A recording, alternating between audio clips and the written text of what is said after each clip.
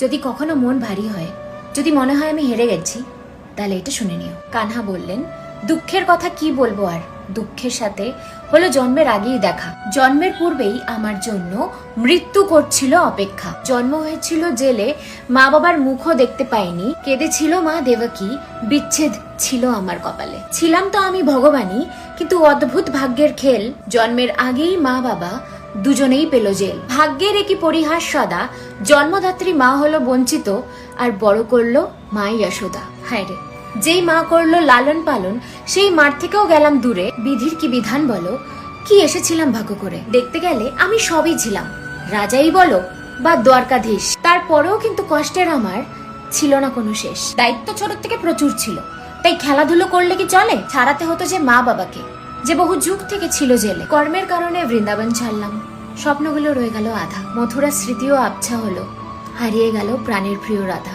বাসিও ছাড়লাম, সবার থেকে দূরে গেলাম।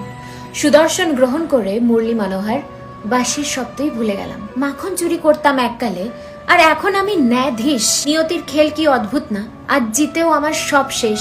হাজার হাজার অভিশাপ কুড়ালাম, চোখের জলও ফুরালো। মা গান্ধারীর অভিশাপে আমার স্নেহের দ্বারকাও ডুবলো। বিশ্রাম করছিলাম আমি, তীর এসে বিঁধলো পায়ে। মানুষ তো তবুও শান্তিতে বাঁচে, আমি তো মৃত্যুও শান্তিতে পেলাম না। হয় মানুষের এই রূপে না জানি আমি কি কি দেখলাম। দ্রৌপদীর বস্ত্রহরণ, অভিমান্যুর অকাল মরণ, দেখলাম পতন হতে আমার বংশ, আর দেখলাম কুরুক্ষেত্র যুদ্ধের ধ্বংস।